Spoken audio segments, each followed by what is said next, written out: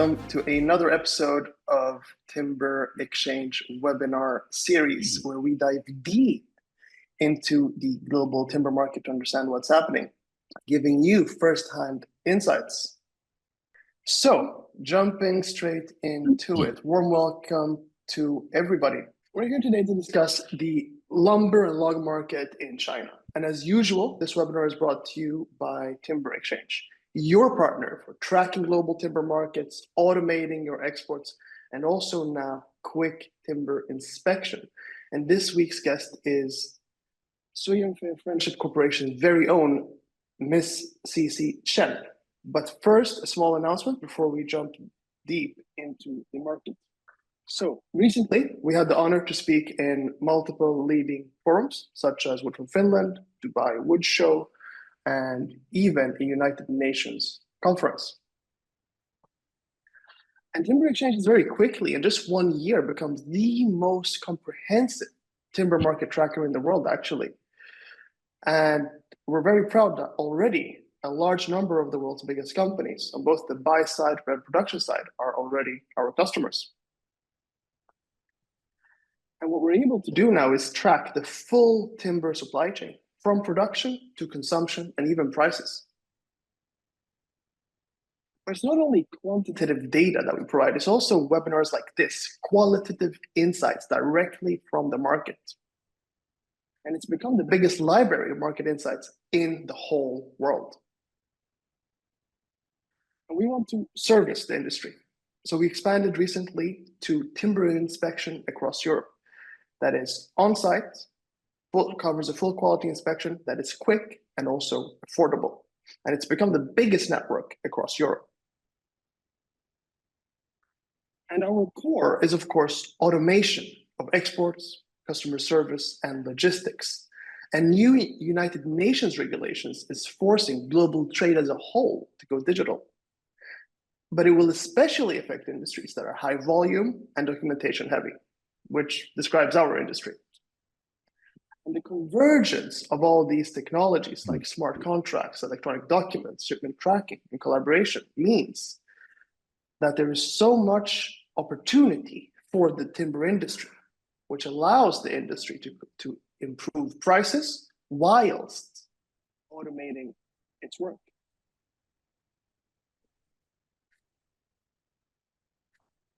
And finally, all of these new technologies, they're available in a consumer level simplicity. You can add a login button to your website. It's a private environment for you and your trade partners, and it's a branded experience.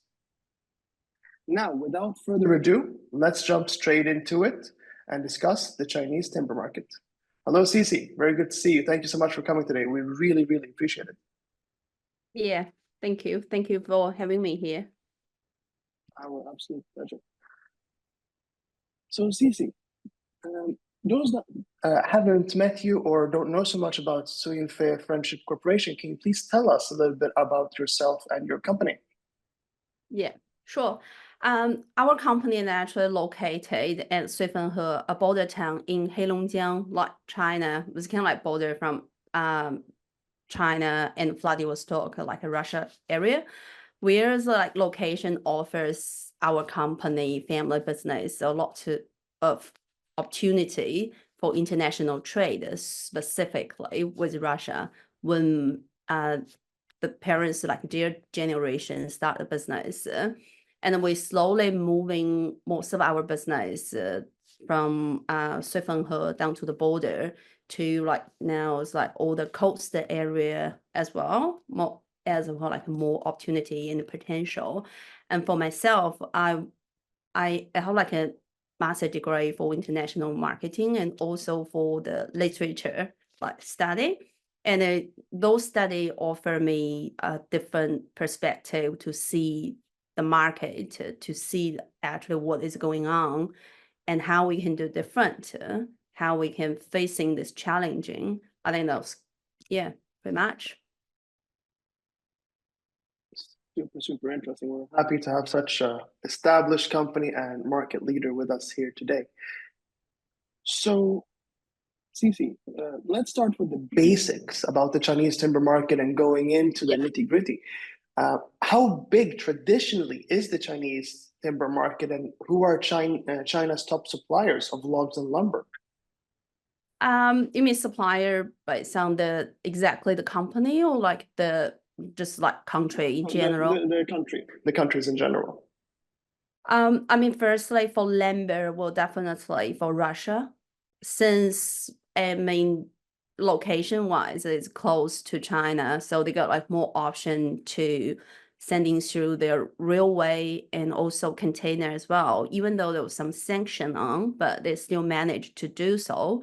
And for the log supply, I think the major supply was from New Zealand and Canada and Australia and some like European spruce.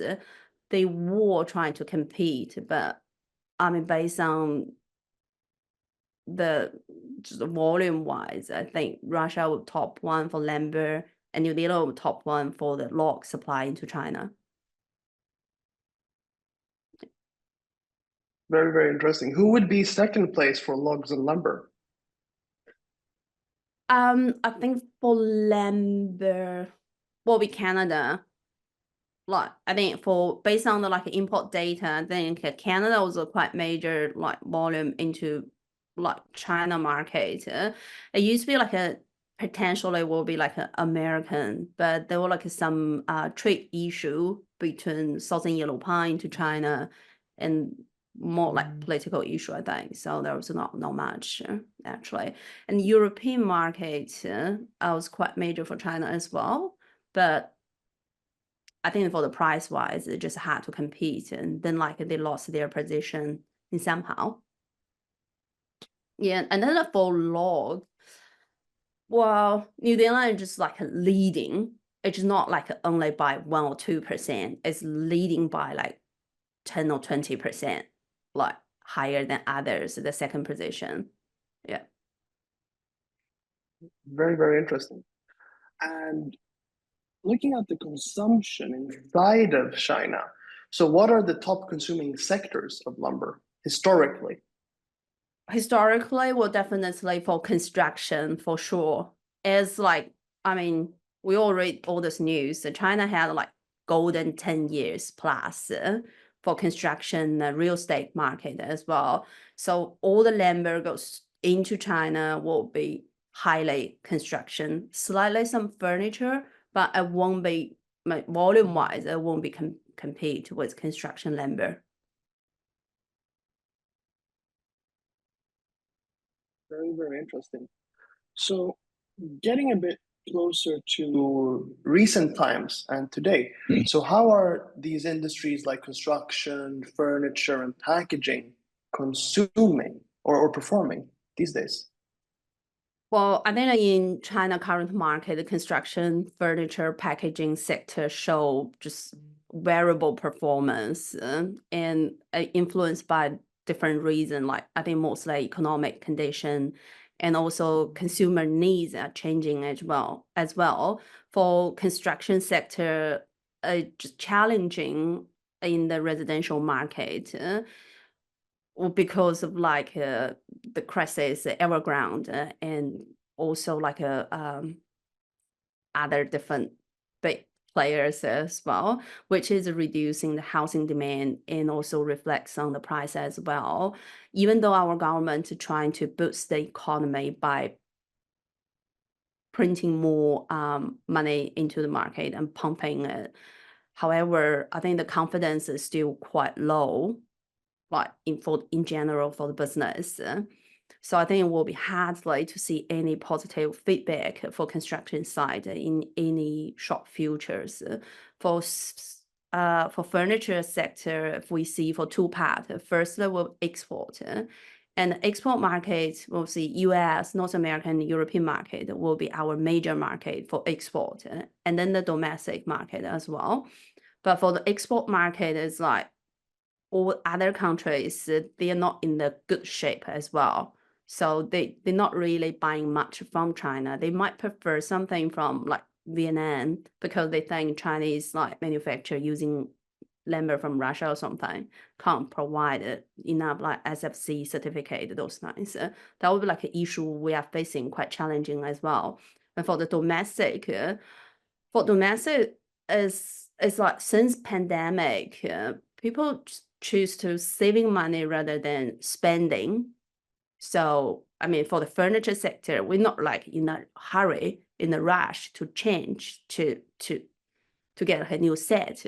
People more concerned about, do I have enough money to carry on for next few years, just in case something else might happen again. And for the packaging sector, will be related to the export as well, which is quite slow down in general. And domestic will be like consumers daily consume those stuff, which is quite slow as well. It's like we are heading to Double 11, which is biggest like a shopping event in China, but only have like five days to go. But you can see in general it's very quiet in the market now. Very, very interesting. And one of the main things that makes the Chinese lumber and log market so unique, or let's say the timber market in general, that makes it so unique, is that you guys both import logs and lumber or sawn timber. And historically, if sawn timber gets more expensive, then you buy more logs or vice versa. Yeah. So how do these two things usually interplay, and how is it affecting the market today? I think when you see that will be mostly we're talking about construction lumbers, because if we import logs, there will be major percentage goes for the construction lumber produced by domestic sawmill in China, and then they will be like compete to each other. But I think they also I think reflects like supply and demand, but in different way. If like log market price goes too high, and then like whether we have enough reasonable cheaper supply for construction lumbers, which is not many countries are able to supply for this lumbers. I think like now is like used to be Ukraine quite a lot, but now it's like not much going on over there, right? And then like a Belarus for low grade construction lumber into China. And we see some like green lumber, construction lumber from Russia into China as well. But I think like in general, the volume just not enough. And some bit high grade for SPF, like from Canada, they're also for construction lumber into China, and they can use for furniture as well. But for volume wise, we still rely on the like log produced like construction lumber like into China, which will be some like low grade log from New Zealand, and then like the log from European like countries. But now the volume being reduced quite a lot as well. And then like if we see they trying to have impact to each other, that will be mostly we see for furniture sector, because we have to we don't really have high quality appearance grade lumber like in China. So that will be we import from Russia and Europe, and we can use log to produce the similar quality kind of like lumbers as well. So that is kind of like when they got shortage for the lumber, and we try to do more logs.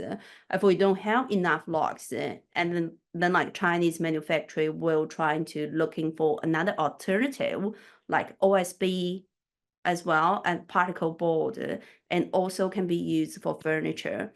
So now China is like used to be only targeted for one, but now we have like a pool, have like few option. So when we see whether they're going to have impact to each other or be to certain level, but if price gap to a certain point, we might have to consider more options. And that answer the question? Absolutely.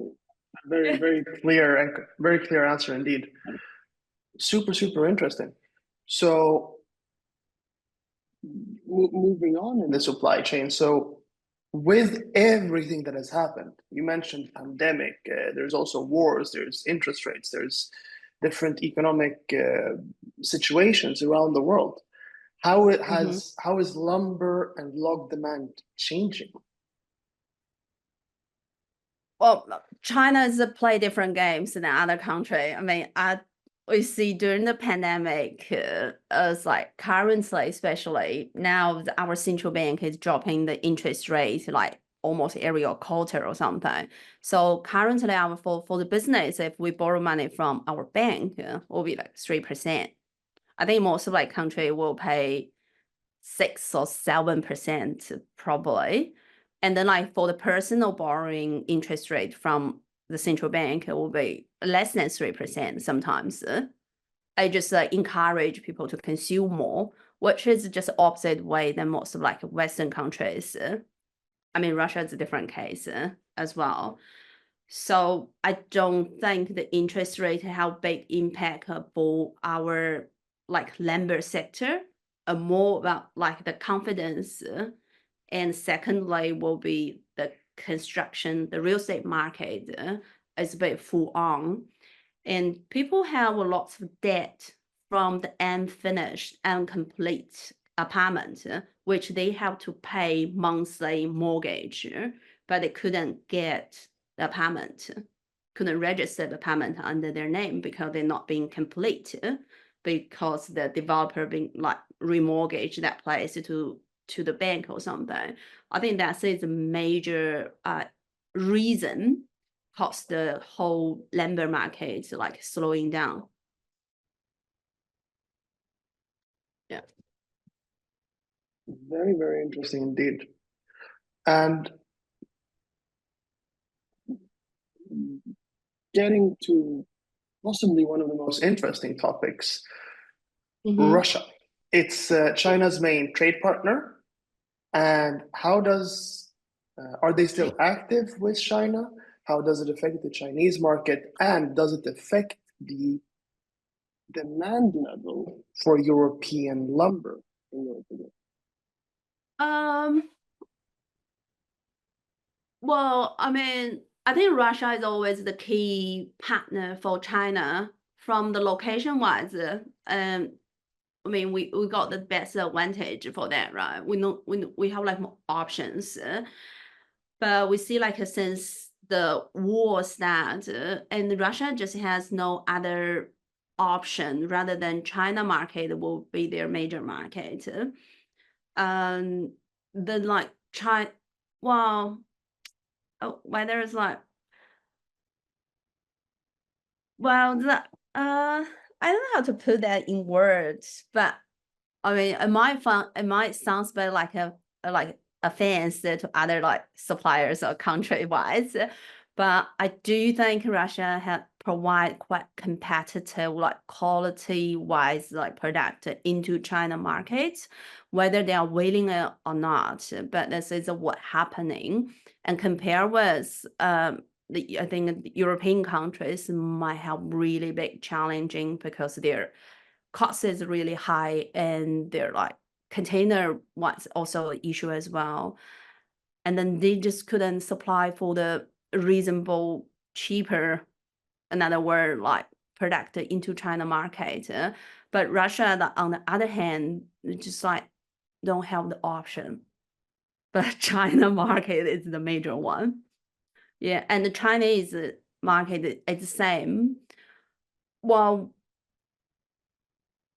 yeah, pretty much. No, but it makes sense. In simple terms, it seems that Yeah. competition has become more fierce. Yeah, I just like more I don't know, I think what happens will be even worse. Will be, I mean, watching like US election just today. I think if Trump get on the position, like being elected, which is obviously happening now, I think will bring more pressure to China. And then if China have to pay extra tax to export, which means we need a lower our cost, which means we need like a even cheaper raw material able to produce, and who can supply China with such like competitive price product? That would be the question. We heard, for example, that big Chinese banks aren't able or to pay Russia anymore. Is this true?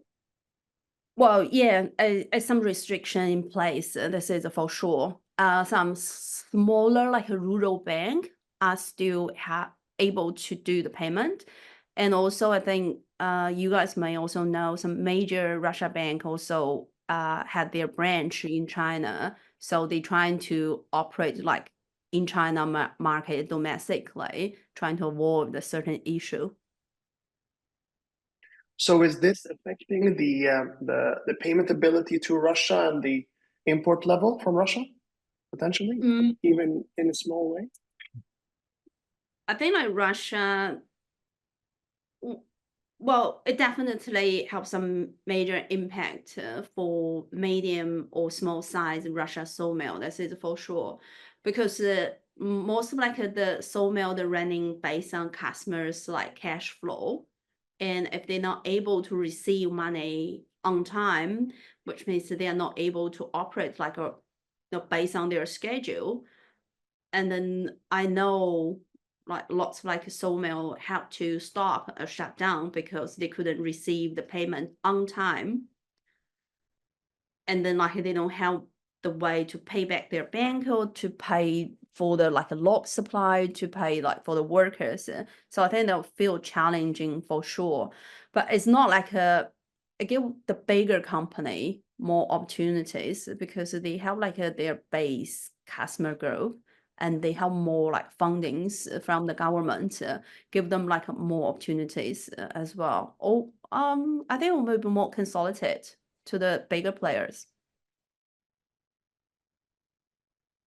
Very, very interesting insights indeed. And this is exactly why we do these webinars, so that everyone can hear directly Mm. what's happening in the market. And for example, so that you can hear what's happening in Japan, in Middle East, in Sweden, Germany, etc. The full truth. So one final question about this Russia before we move on. Mhm. When you mentioned smaller sawmills, is that mainly micro sawmills, or maybe sawmills doing 5,000 Well, or a couple thousand per month, yeah, or maybe even I think 10,000 per month? yeah, that will be like around like 3 to 5,000, something like that. Yeah, but I think like Russia, Okay. they trying to cooperate all together as like couple like a medium size or small size sawmill. They trying to work together as a one, so they have like a better service and better payment from the customer or something. Okay, I see. Very interesting. Moving on to one of the most important parts in timber, maybe the most important part after production, logistics. How is logistics from the main markets, let's say Russia, Mhm. New Zealand, and North America, running? Well, I think logistic is a very simple one, and also it's a hard one as well. Simple because they just simply supply and demand. If we have demand in here, and then the logistic from New Zealand or from Canada or like from Europe, the price will pick up just quickly, right, in a week or two. But then like there's like no demand, and then it will be dropped pretty quick. But China is like, well, China can only take certain amount. We're running like as global market. I think China just a very a portion can have some big have impact on the logistic, but not mention Russia, but I mean like in general, right? So I think there will be like what is happening global rather than just China. But like if I'm talking about like Russia, there will be one road, one belt. That have like some major challenging and impact in like for our business, which is the lumber and forest product, because they always have other products that can pay slightly higher. So they have like a regular routine of like container, and they have like a favorable rate than forest product. This is for sure. Yeah. Okay, so then everything from a logistics perspective, at least, to China when it comes to importing lumber from around the world seems to be running smoothly then. Yeah, I think so. From the volume, what I see in the market, I think it's not really a challenging at all. Okay. That's comforting to hear. Because sometimes on some routes there are different disruptions, which has a domino effect on other markets and players, and creates opportunities, so to say. Well, I mean, for sure, it's like what happened in Middle East area, right? And then like it costs like all the European supplier, they have to pay, I don't know how much, but at least a bit more. So send container into China, and the route is like longer than it should be. But the reason why we don't feel so that will be a major issue, and also I think China will be had to absorb this cost is have Russia's supply over there. So we don't really feel will be major challenging as well. And also in general, the demand in China is quite slow. So when you see some volume being like reduced by a couple thousand, like you feel so, oh, that is good. Very interesting. One of the main things that moves many markets, of course, and affects the confidence level and the appetite level for buying wood is, of course, the current inventory level in the market. So Yeah. how is the inventory for lumber today, and does it affect the demand for new imports? Well, I think like you might have like a data, but like a China market, if some of like people are following your platform, actually we are lumber volume, lumber and log are historical low level in many years. I think a log is less than 3 million, it was like 2.7 or something in general.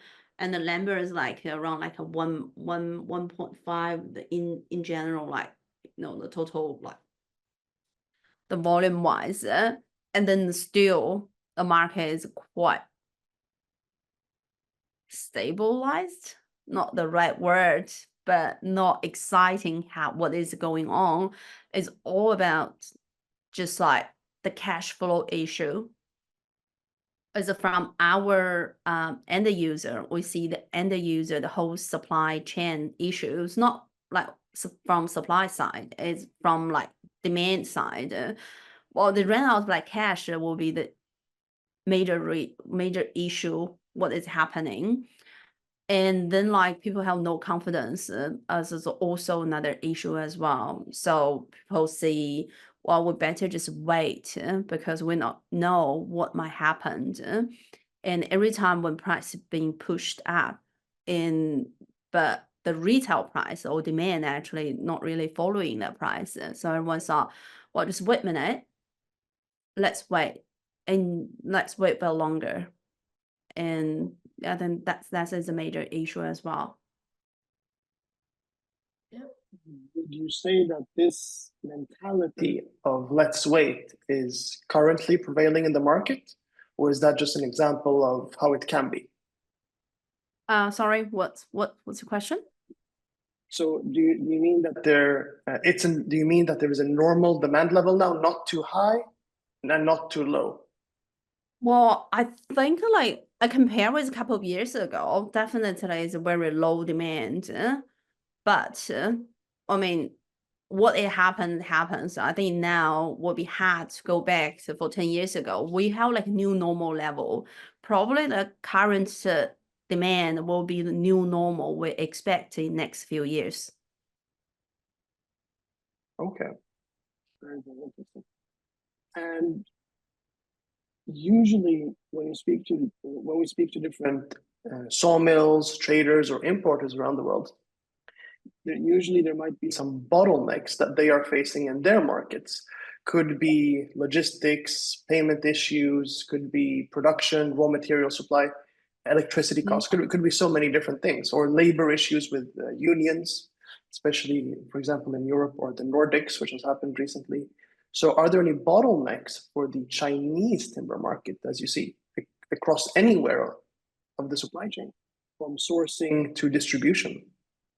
I think like for China is like problem is like it's not like not having enough supply, but it's not having enough customer based on what is happening in China. It will be like a domestic demand and the confidence that is to key issue, what is going on in here. Well, the cost is reason by political tension with the key trade partner like US, European countries. And those countries are increase the actual tariffs and tax on certain Chinese produced wooden product, which is cost like the import price and also the market just not really that like stabilized as we expected. And also China is like, as like have been mentioned quite a lot of time about confidence, I don't think China is like slowing down as supposed to slow down as right now. I think like people just like holding back rather than it's not like they don't have the money to spend. It's like they don't want to because they don't have confidence about the policy the government just made and about the business potential they could have and everything. Everyone is holding back, and that caused the whole situation. For sure. That's very understandable. And we see many similar things around the world. People are nervous about inflation. Some of the latest numbers shows that inflation in some parts of the world is starting to increase again. There is talk of not continuing interest rate cuts, and then the domino effect that this will have throughout the whole economy. Because especially our industry, it's so big. It affects construction, it affects furniture, it affects packaging, which is all areas of the economy in so many ways. Yeah. Well, and also I think like sorry to interrupt. I think also another reason like in China is like we had like a golden 20 years for construction. We had, but it's just not anymore. As like, I mean, if you go to like the major big city, I just like full on like housing and complete those kinds. But if you go to like smaller like tier 2 or tier 3 or 4 cities, you see even worse. The city have like a 200 like let's say 200,000 like 200,000 residents, and they might have like apartment, you know, enough for 1 million. How that number works, it just doesn't. People do housing market in China as an investment, and then now it's like the price down, and all the like Chinese family, their wealth being shrink based on how many percentage like your housing price dropped, and then like they just like just doesn't work that way. For sure. But isn't there an opportunity for the population to grow into the housing inventory? Because some other countries around the world, the population is far bigger than the housing inventory. So it would take literally decades to build a house for every family that needs. So it's Maybe we in need the more wrong order. Yeah, China just the opposite way. We have we have big population wise in general, but we don't need that much like apartment anymore. I think like I saw a data somewhere which I can send you like later. I think it might cost like 20 plus months or maybe even more to actually sold all this house. And then like our central government have like a new package. The government going to pay 100% to buy off those like unsold new home as affordable home for the new citizen of the city. Well, but it'll take time. Now that's very interesting, and that's actually the next question about policies that are changing the Chinese timber market directly or indirectly. For example, I've read in the news about different policy stimulus packages from the central bank. You're mentioning this one. So, what are maybe the 2 or 3 biggest policies in your mind that are affecting the timber market or going to affect? I think the first will be this affordable home as a. I think that was a few province like a Fujian province. I think also other I can't remember where, but like Guangdong, Fujian, those region, the government could pay 100% to buy off all the like new home as affordable home for the new like college students, just like the first year in for the work or something, or for the like smaller family to have like affordable home in the big city. But then that will be how long they can continue doing this. Where is the money from? And then like what about this second like hand home like apartment in the market? Are they going to compete for the price? I think those will be some challenging as well. And also will be the interest rate cut for like, I mean like for the mortgage part, right? And then people trying to pay off the mortgage as quicker as possible. The reason for that is, well, they want to sell the home. They want to sell this investment apartment to get the cash back. Well, they don't even know what they're going to do with the cash, right? Probably deposit into bank, and you got like a 1.5% for the annual interest, which is pretty much nothing. But even though people saw will be safer way to do so, because you don't know whether the housing price will continue drop or not. So whether our governments are going to have more specific policy to stabilize for this like confidence issue and price issue, otherwise it will be carry on in this downhole for longer. And I think another what is happening recently will be the log market as Dalian commodity future market. So they're going to release like a log as the one of their like a future items, commodity. So I think it will be next in 10 days or something. So will be, which means our domestic logs and New Zealand log and Canadian log and any logs could be traded.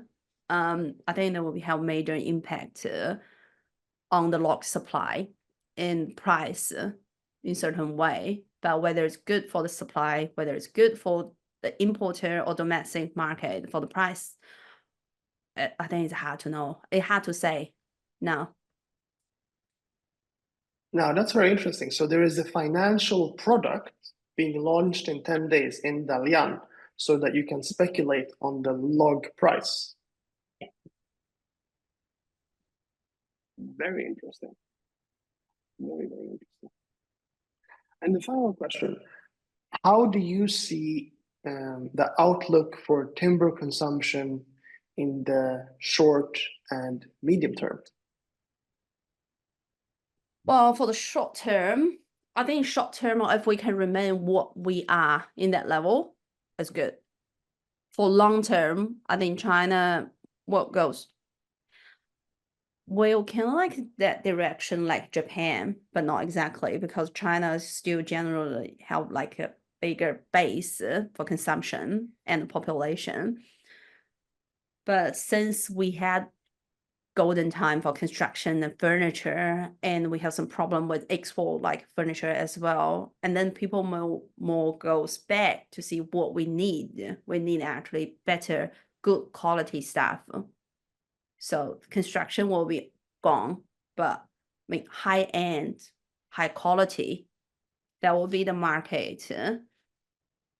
People start to thinking, yeah, that is what we need. We use longer and we can preserve it like for value a bit longer as well. I think that's just might happens to this industry slightly. And then I think like for in general will be in long run, in short term, because China's like timber consumption is got really tight with construction and the furniture, and we just have so many challenging in front of us. I just don't I simply don't think that will be easily being solved for sure. And also I think someone just sent George just sent message to see like Trump win the US presidential election. which I think that will be cause more problem for China furniture export rather than furniture export, but in general, I will be hard time.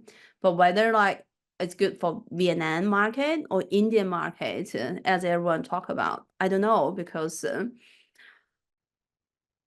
well, I think what I see China has like potential to grow as well, but I don't think China has competitive like advantage to grow. Yeah, that's what it feels like. It's very, very interesting indeed. And maybe it's unfair to have unrealistic expectations on China.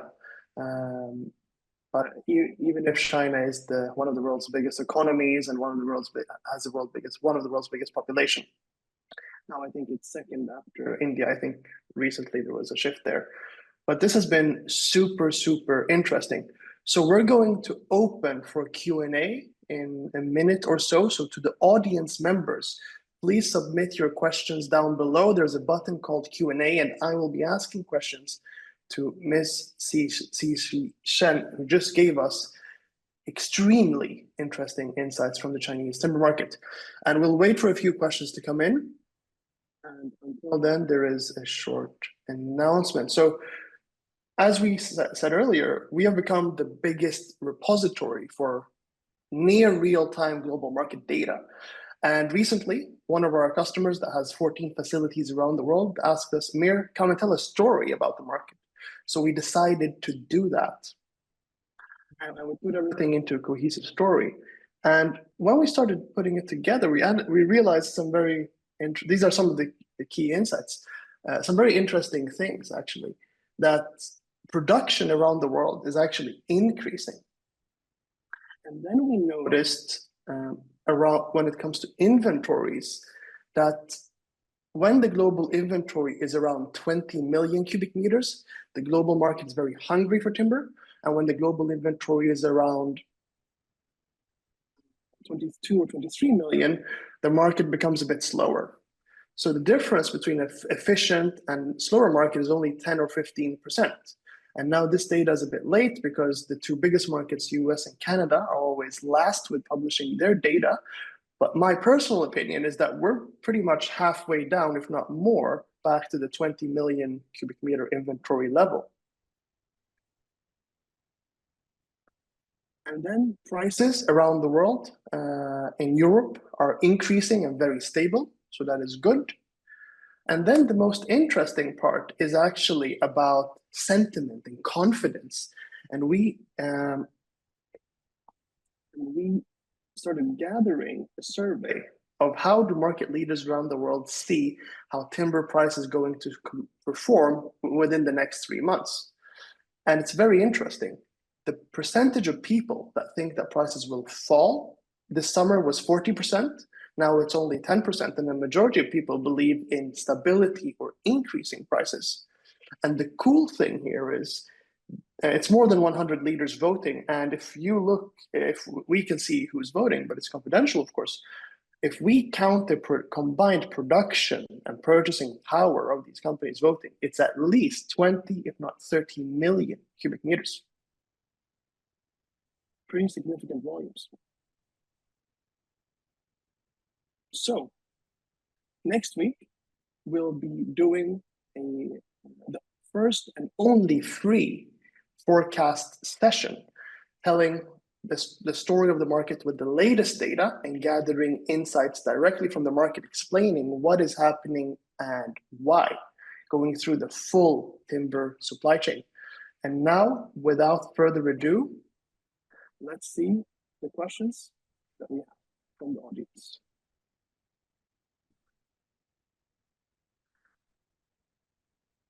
The first question is from Faye. How do you see Russian softwood lumber, birch log lumber in the coming half year in the Chinese market?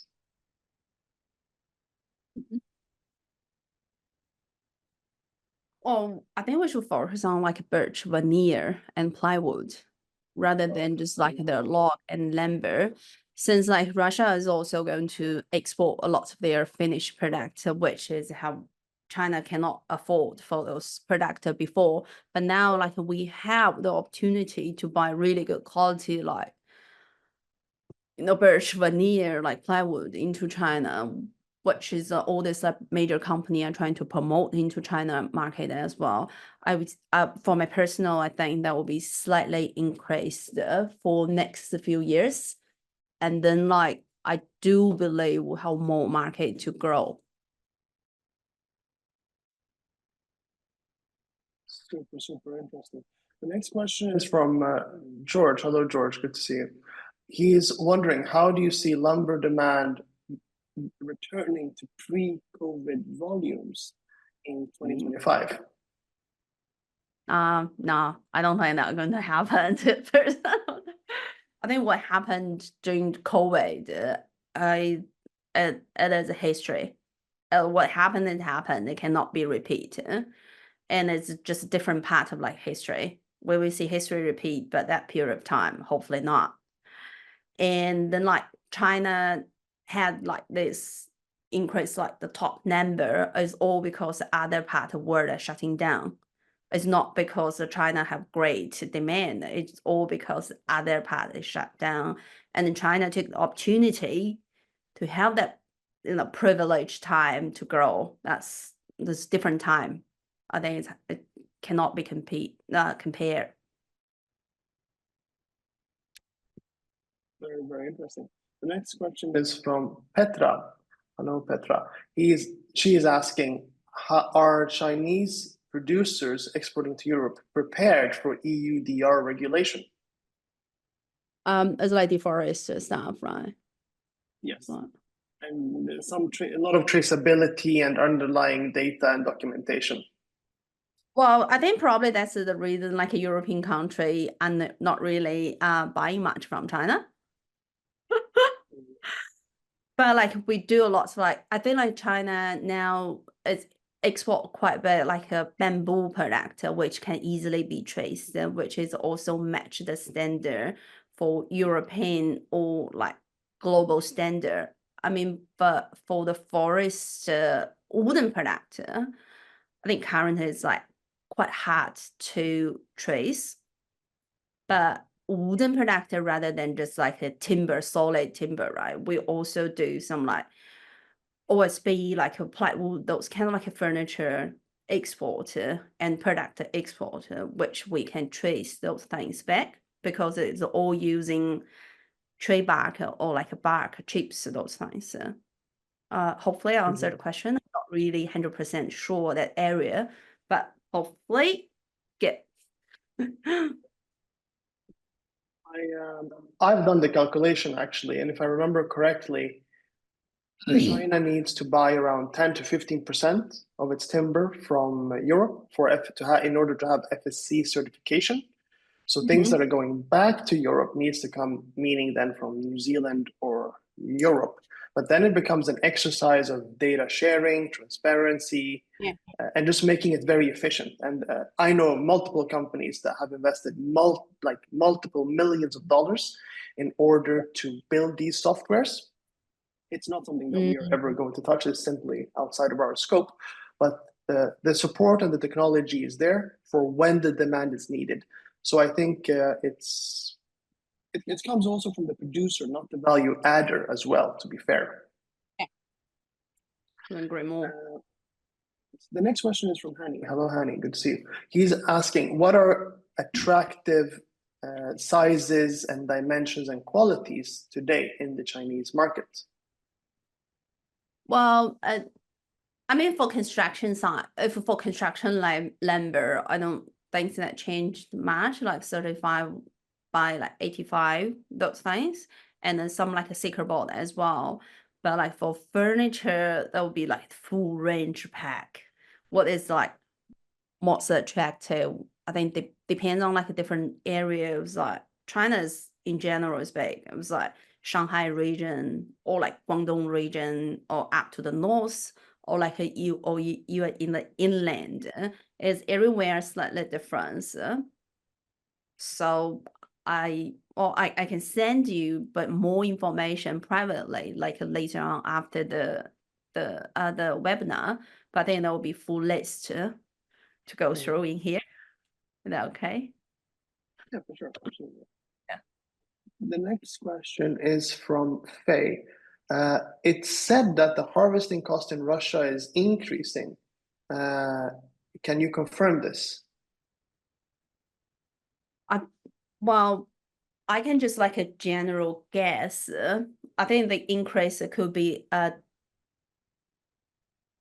price-wise increase of petrol and labor costs, a shortage of labor, and also the forest might be go too far. But I do believe the major player for Russia, like in Russia, they have their like manage like costs. They manage their costs in certain level as well. Because when you see the costs increase, it's rather than just like, oh yeah, I want to increase. It must be have certain reasons. The shortage of like the components of their truck, like it will be cost the increase of the harvest. The cost of like the labor, that will be cost like the increase as well.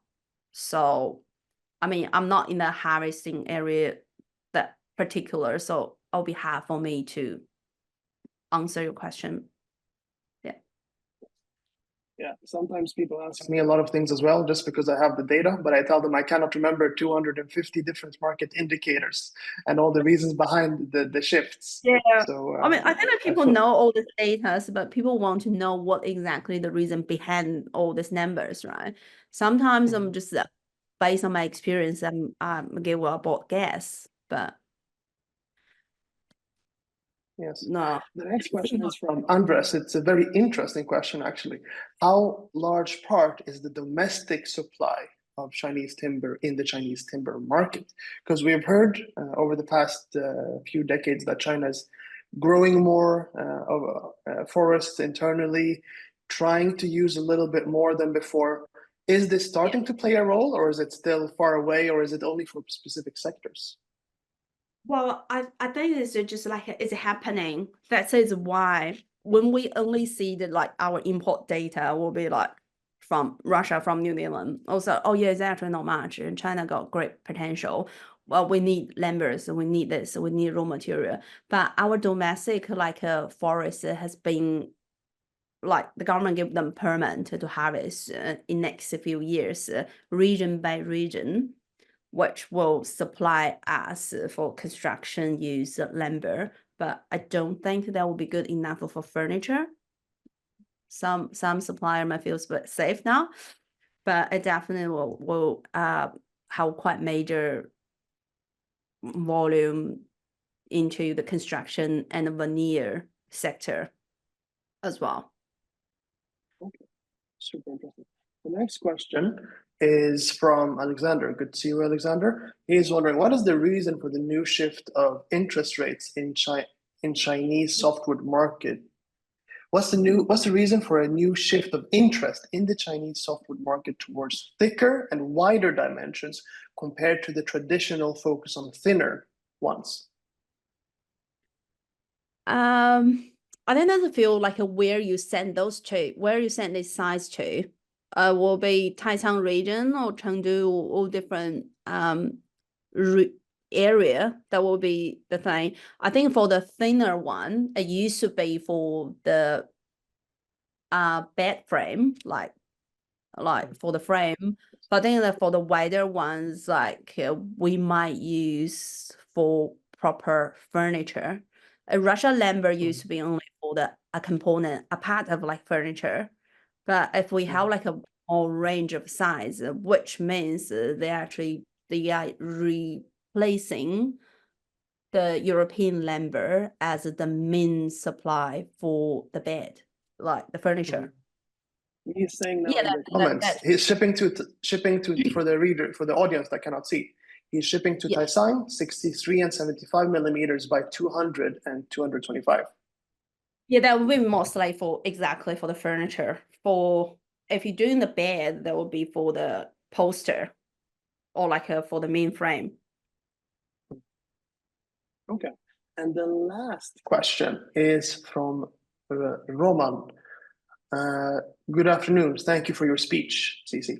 Now, after Trump's victory, do you think that the 10 trillion yuan package will be passed by the Chinese government this week, and will it affect the Chinese domestic market? Well, our government passed a lot of money in the market, but we don't see that money. It's not in my pocket. And I don't think it's in anyone like in this industry, like in general. And to answer your question, I don't think that will be, the money might be passed to the market, but it won't affect our domestic market specifically for the forest asset that quick or that like efficient. That is for sure. But when Trump won, or it did, and it will definitely have impact for furniture manufacturing in China. That is for sure. Yeah. Wow. Miss Cece Chen, it's been a sincere pleasure. Thank you so much. This was a very interesting episode indeed. You're extremely knowledgeable. Thank you so much for sharing in a very open, transparent, and honest way what is happening in the Chinese timber market. And we look forward to keeping you updated what is happening around the world as well. And hopefully when we interview you again in a year or so, things will be even better. And to the audience, thank you so much for attending today. Hope you found it very interesting. And we look forward to seeing you for the coming 2 or 3 weeks for the coming episodes. And then later on next year in the new season, and also in Dubai Wood Show, as well as the Forecast Room, which is launching next week. So thank you very much, everyone. If you have questions for Cece, you can email me and I will be forwarding them to her. Thank you so much, everyone. Have a great evening or morning, depending on where in the world you are. Thank you. Thank you. Have a good day. Bye.